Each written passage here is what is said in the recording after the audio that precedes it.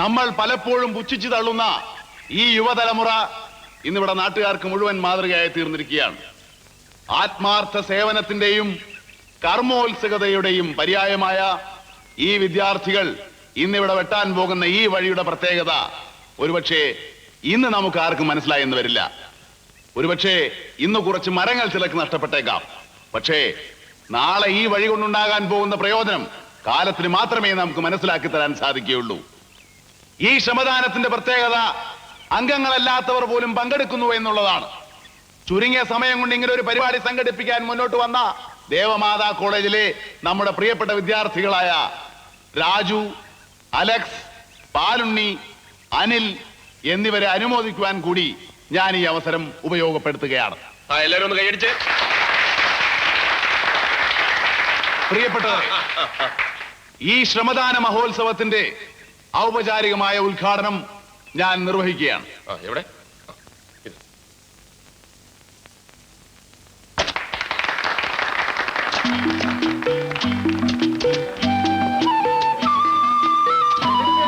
അതങ്ങെടുത്തോ.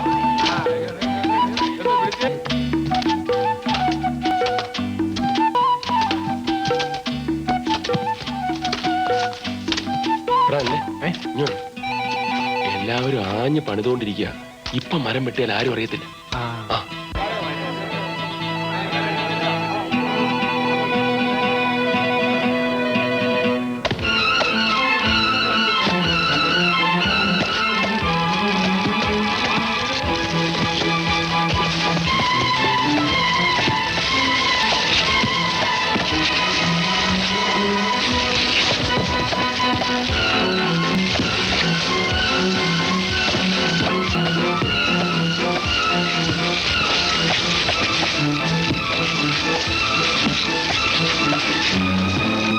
മുതലാളി,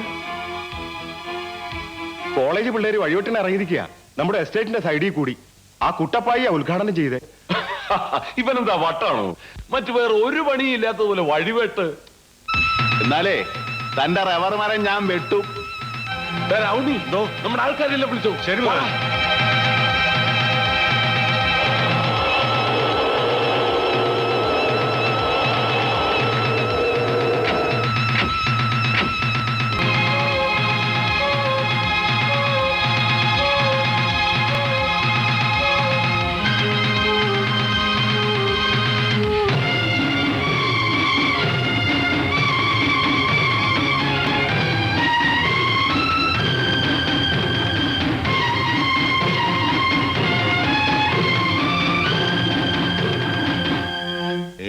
തെറ്റാണെന്നൊന്നും ഞാൻ പറയുന്നില്ല. കുറച്ചുകൂടെ നോക്കിയും കണ്ടോ ഒക്കെ വേണ്ടിയിരുന്നു. കണ്ടോ കണ്ടോ, അപ്പം മോന് കൊണവുദ്യാരം പറഞ്ഞു കൊടുക്കണുണ്ടോ? പോക്കിരിത്തരം കാണിച്ചു വന്നിട്ട്. അച്ചാമ്മ, നീ ഇന്ന് എന്റെ കയ്യിൽ നിന്ന് മേടിക്കും. വാരവാ വിട്ടാണെന്ന് ഞാൻ നോക്കത്തില്ല. മേടിക്കാനേ കൊറേ ദണ്ണുണ്ട്. അമ്മച്ചിക്കൊന്നും ഉണ്ടായിരുന്നൂടെ? ഈ പോടത്താൻ തോന്നിച്ചക്ക.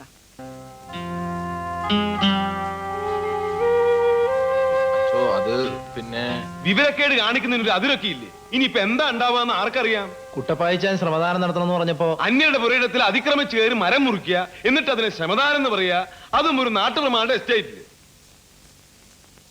ഞങ്ങൾ എന്ത് ചെയ്യണമെന്ന് അച്ഛൻ പറഞ്ഞാ മതി. എന്ത് ചെയ്യാൻ? എന്റെ ഊഹം ശരിയാണെങ്കിൽ അവരിപ്പോ കൊടയും കുരിശുമായിട്ട് ഇവിടെ എത്തും. അടിവല്ലം കിട്ടൂ.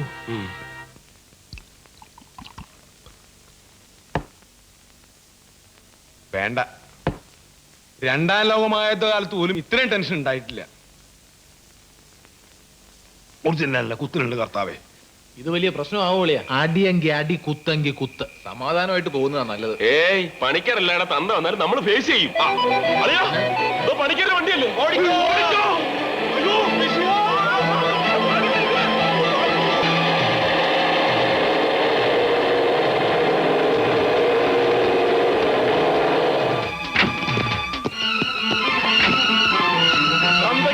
നാലെണ്ണത്തിനെ പിടിച്ചിറക്കാൻ, എല്ലാത്തിന്റെ മുട്ട് തന്നെ ഓടിക്കാൻ.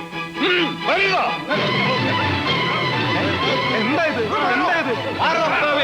ഞാൻ അരമനയിൽ വിളിച്ചു. പോലീസിന് കേസ്. എന്താ അതിക്രമമാണ് നിങ്ങൾ കാണിക്കണേ? ഏതാടാ രാജുവിന്റെ കൂട്ടരുടെ മുറി? അയ്യോ, എല്ലാത്തിനും പിടിച്ചിറക്കണടാ.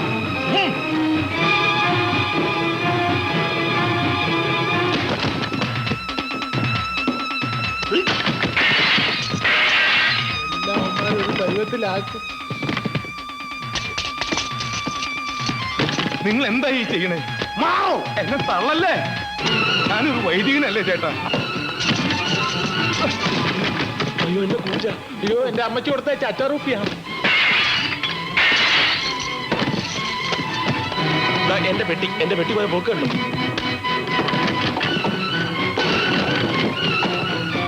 എനിക്ക് അവളുമാരെഴുതിയ എഴുത്തെല്ലാം അമ്മാരെടുത്ത് വലിച്ചേറി കളഞ്ഞളിയാ. അയ്യോ എന്റെ ബുക്കെല്ലാം വലിച്ചു അയ്യോ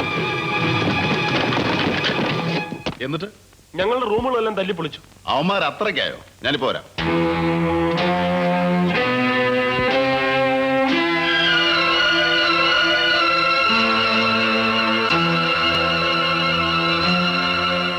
ഇതിന്റെ ഒരു കുറവും കൂടി ഈ വീട്ടിലുണ്ടായിരുന്നുള്ളൂ. വെട്ടും കുത്തും. ഉപദേശമൊന്നും ചോദിച്ചില്ലല്ലോ. വേണം.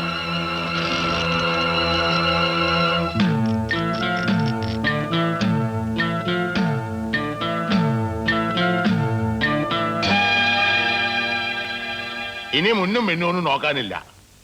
ഇല്ലിക്ക തറവാട്ടോരോട് കളിക്കാൻ പണിക്കർ വളർന്നിട്ടില്ല.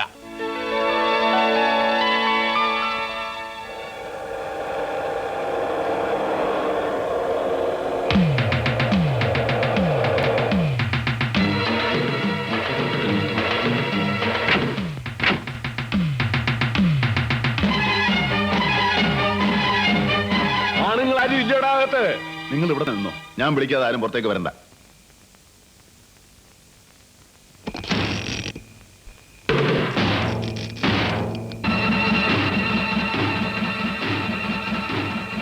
എന്താടോ പണിക്കരെ, രാത്രി ആളും വടിയും വാളും ഒക്കെ ആയിട്ട്? എവിടെയാവന്മാര്? യവന്മാര് എന്റെ റബ്ബർ വെട്ടിയവന്മാർ ഈ വീടിന്റെ തട്ടും പുറത്തോ 10,000 കാണും. എനിക്കറിയാം. എല്ലാവരും ചെവിയിൽ നുള്ളിക്കോ. ഈ പണിക്കർ ഒരൊറ്റ എണ്ണത്തിന് വെറുതെ വിടില്ല. കുട്ടപ്പായി, ഈ തറവാടിന്റെ കുളവിന്ന് ഞാൻ തോണ്ടും. ആഹാ, അപ്പൊ ഒന്ന് കാണണമല്ലോ.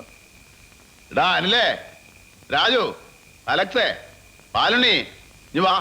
താണ്ടെ കുളം കൊണ്ടാൻ വന്ന് നിൽക്കുന്നു.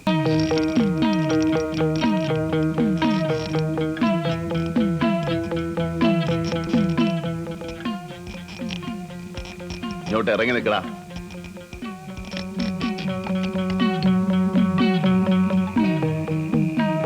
താണ്ട നിൽക്കുന്നത് എന്റെ റബ്ബർ വെട്ടിയവന്മാര്. വല്ലതും ചെയ്യാനുണ്ടെങ്കിൽ ചെയ്. എടോ പണിക്കരേ, താൻ ഒരു തന്തയ്ക്ക് പറഞ്ഞവനാണെങ്കിൽ ഇവന്മാരൊന്ന് തൊട്ടു നോക്ക്. അപ്പ അറിയാ ഇല്ലിക്കൽ കുട്ടപ്പായി ആരാണ്. അടിച്ച് നിരത്തിലടായി ഉമ്മാരെ. ഒട്ടുപോയ ചുട്ടുകളെയും പട്ടി കഴിവുള്ളവന്മാരെ. കുട്ടപ്പായി,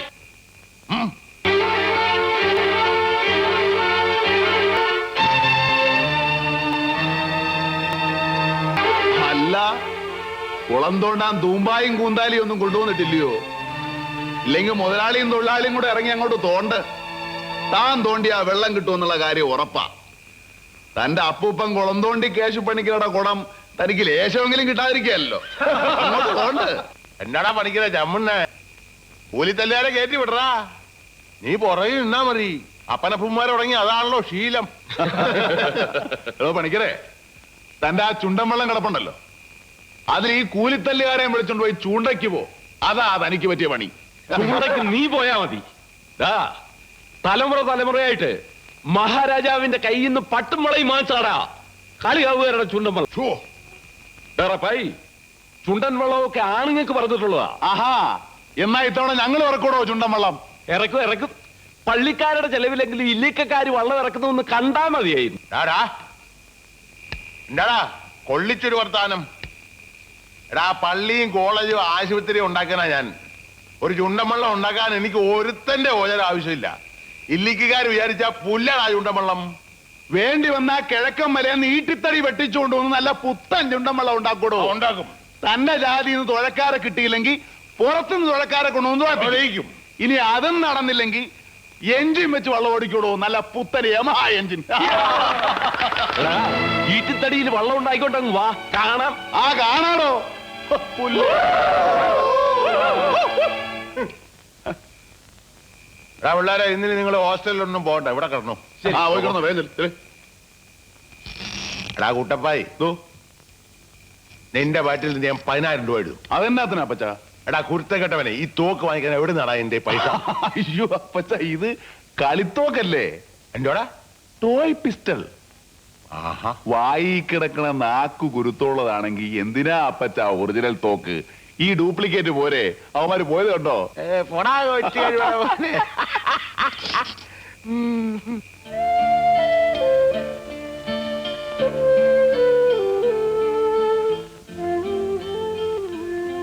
എന്താ മോളെ? ആർക്കു വേണ്ടി അപ്പച്ച ഈ വഴക്കും അടിപിടിയും? ആർക്കു വേണ്ടിയാണെന്ന് ചോദിച്ചാ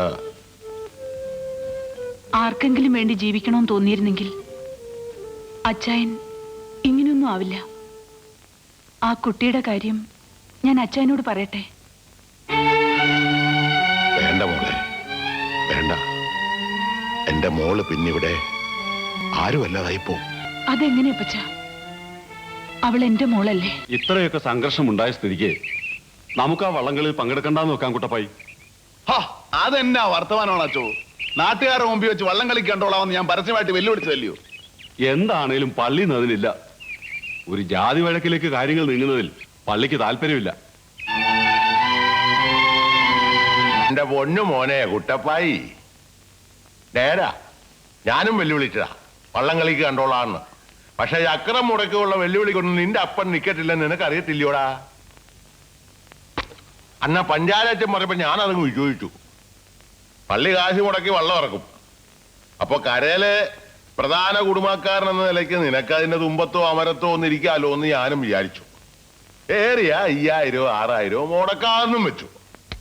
പുത്തൻ ചുണ്ടമുള്ള ഇറക്കാന്നൊക്കെ പറഞ്ഞാൽ ലക്ഷക്കണക്കിന് രൂപയുടെ കാര്യമാ. എന്റെ മോൻ ആ പൂതിയും കളഞ്ഞേര്. അപ്പനെ നമ്പാങ്കൊള്ളുകലെന്ന് നാട്ടുകാരെല്ലാം പറഞ്ഞിട്ടുള്ളതാ. മുമ്പും പല അനുഭവങ്ങൾ ഉണ്ടായിട്ട് ഞാനത് വിശ്വസിച്ചില്ല. അപ്പൻ ഒരൊറ്റയാളെ നമ്പിയാ ഞാൻ ആ പണിക്കരെ വെല്ലുവിളിച്ചത്. ഇനി ഈ നാട്ടുകാരുടെ മുമ്പിൽ എനിക്ക് എന്നാ വിലയുള്ളത്?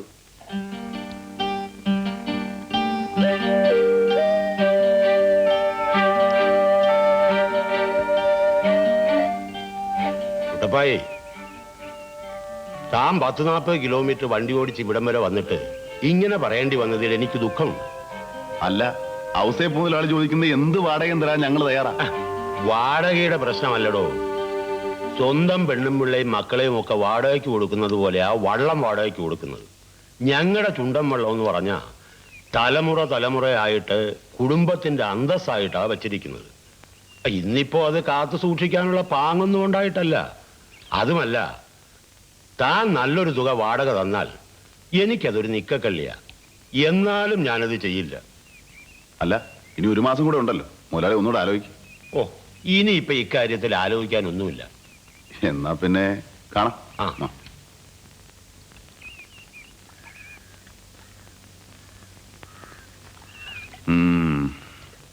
ബാങ്കിലും വക്കീൽ നോട്ടീസും ജപ്തിയൊക്കെ ആയിട്ട് നിൽക്കുക. എന്നാലും അയാളുടെ ഒരു അഭിമാനം കണ്ടില്ലേ?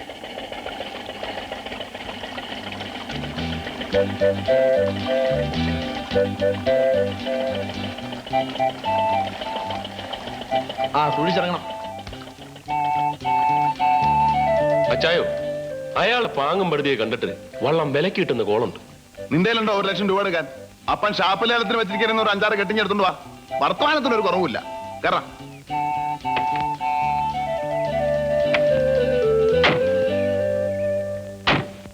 അച്ചായ ഒരു മാർഗമുണ്ട്. എന്തുവാണ് ഒരു രഹസ്യം? ഞങ്ങളോട് അറിയാം. നമ്മൾ അച്ചായന്റെ തന്തപ്പടിയുടെ മുതൽ അടിച്ചു മാറ്റുന്നു. എപ്പടി?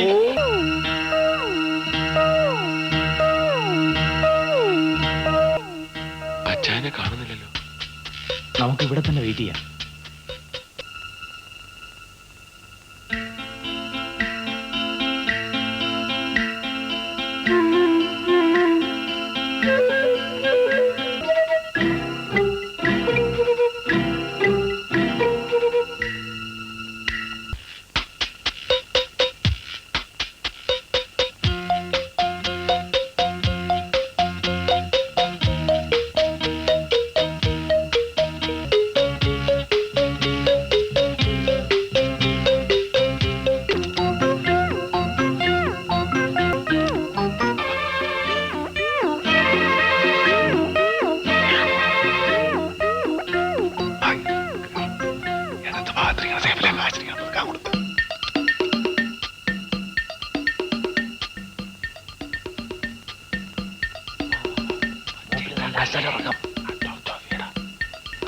പറഞ്ഞില്ലേ ഇടത് ഭാഗത്ത് സേഫ് എന്ന്.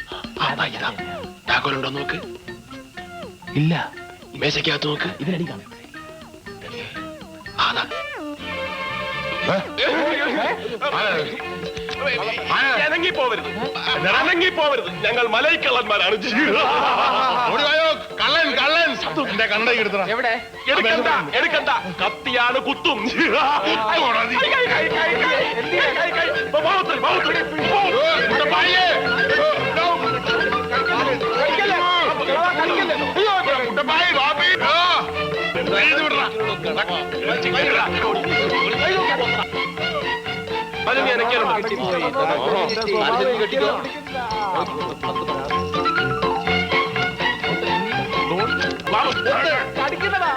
അടങ്ങി കിടക്കണോ കളവാ? ഇഷ്ടം പോലെ ഉണ്ടല്ലോ.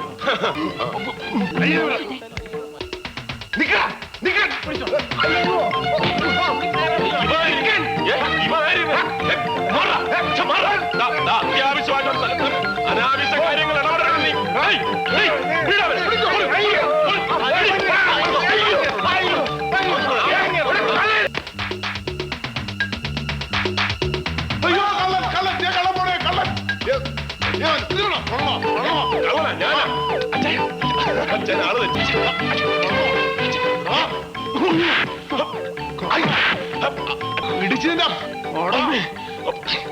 ഞാനാ രാജു.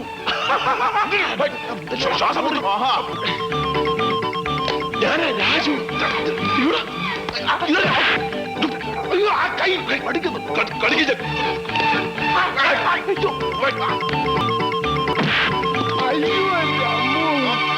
ഞാനാ പാപ്പി കള്ളൻ. അച്ഛയാ, നീ പോയി അപ്പത്തങ്ങൾ സംഭവിച്ചു നോക്ക്. ചെല്ലേ ഓട്.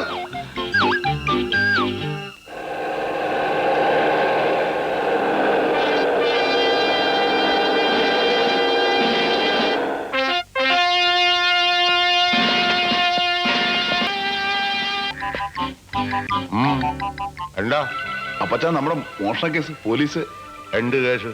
എന്റെ കാശ് പോയത് തന്നെ. അല്ല പക്ഷെ പോലീസ് നായ എന്നോട് നായ പാർട്ടിയല്ല ഒന്ന് തന്നെയാടാ. ഈ ഇനത്തിൽപ്പെട്ടവൻ ഇവിടെ ഉണ്ടല്ലോ, എന്നിട്ട് കള്ളനെ പിടിച്ചോ? ഏമാരെ എനിക്ക് കേസില്ല. കുട്ടപ്പായി. അതെ, ഞാൻ അവന്റെ തന്തയാ. എനിക്ക് വരാതില്ല. അപ്പച്ച അല്ല ഈ പോടാടുന്നു. പോളിക്കുട്ടിയെ ഒന്നും തോന്നരുത്, ഞാൻ വൈകുന്നേരം സ്റ്റേഷനിൽ വന്ന് കണ്ടോളാം. ഓ സാരമില്ല. മോഷണം പോയ ആൾക്ക് പരാതി ഇല്ലെങ്കിൽ പിന്നെ അപ്പച്ചനൊരു പ്രത്യേക സ്വഭാവക്കാരനാ. കേസും ബുക്കാറും ഒന്നും പുള്ളിക്ക് പണ്ടേ ഇഷ്ടമല്ല. ആ ബ്രൂണിയെ കേട്ട്. എന്നാ അങ്ങനെ ആട്ടെ. ശരി. അപ്പച്ചൻ എന്നാ പണിയായി കാണിച്ചേ?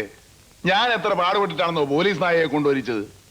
എടാ, നട്ടക്കാട്ട് പാതിരായി കില്ലിക്കരപ്പായുടെ ഓട് പൊളിച്ചകത്ത് കയറി കാശും പണവും കക്കാൻ ഏക്കമുള്ള ഒരു കള്ളനെ ഈ നാട്ടിലുള്ളൂ. അവനെ പോലീസ് പിടിച്ചോണ്ട് പോകുന്ന എനിക്ക് ഇഷ്ടമല്ല. അതന്നെ അതന്നെ. അതേ, ഞാൻ അവന്റെ തന്തയായി പോയി.